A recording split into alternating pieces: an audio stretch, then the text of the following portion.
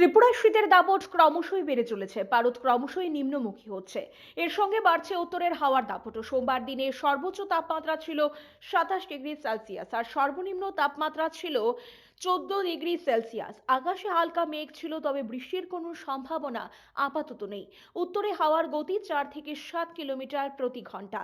বাতাসে আপেক্ষিক আর্দ্রতা ছিল সর্বোচ্চ 98% আর সর্বনিম্ন 87%। দমকা হাওয়া ছিল 18 কিলোমিটার প্রতি ঘন্টা। সন্ধ্যার পর দমকা হাওয়ার গতি বাড়বে। আকাশে হালকা মেঘ রয়েছে। দিনে আবছা রোদ প্রত্যক্ষ করা যায়। রাতে হালকা কুয়াশা থাকবে আকাশে। তবে রাত যত গভীর হবে তত বেশি শীত অনুভূত হবে। মঙ্গলবার দিনের সর্বোচ্চ তাপমাত্রা থাকতে পারে 26 ডিগ্রি সেলসিয়াস আর সর্বনিম্ন তাপমাত্রা থাকবে 14 ডিগ্রি সেলসিয়াস। আকাশে কিছুটা মেঘ থাকলেও রাতের আকাশ পরিষ্কার থাকবে। জানুয়ারি মাসের প্রথম দিকে রাজ্যে শীতের দাপট বাড়বে বলে জানিয়েছেন আগরতলার বিমানবন্দরস্থিত আবহাওয়া দপ্তরের বিজ্ঞানী পার্থ রায়। তিনি বলেন, এই বছর রাজ্যে শীতের দাপট অনেকটাই বাড়বে। গত বছরের তুলনায় এবছর শীত বেশি অনুভূত হবে রাজ্যে।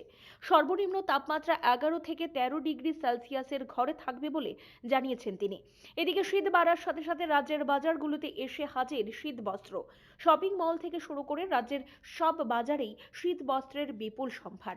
ক্রেতারা তাদের পছন্দ মতো শীত বস্ত্র ক্রয় করে চলেছেন। রাজধানীর বাজারে এসে হাজির ভুটানি ব্যবসায়ীরা। প্রতি বছর ভুটানিরা শীত বস্ত্র বিক্রি করতে ত্রিপুরায় আসেন। রাজ্যে ভুটানিদের তৈরি শীত বস্ত্রের চাহিদা খুব বেশি, তাই লাভও বেশি হয়। রাজ্যের মানুষ ভুটানিদের তৈরি শীত বস্ত্র ক্রয় করতে বেশ আকৃষ্ট হয়। তাই প্রতি বছর রাজ্যে শীত বস্ত্র বিক্রি করতে আসেন। এতে করে রাজ্যের মানুষও উপকৃত হচ্ছেন। একদিকে শীত শুরু হতেই সুদূর নাইজেরিয়ান থেকে ঝাঁকে ঝাঁকে আসে যাযাবর পাখি। ইতিমধ্যেই কলেজটিলা লেকের মধ্যে এসে হাজির হয়েছে এইসব পাখি। এছাড়াও সিপাহীজলার নৌকাঘাট এলাকায় জলাশয়ে রুদ্রসাগর জলাশয়ে এই পাখিগুলো এসে হাজির হয়। ব্যুরো রিপোর্ট, পজিটিভ বার্তা।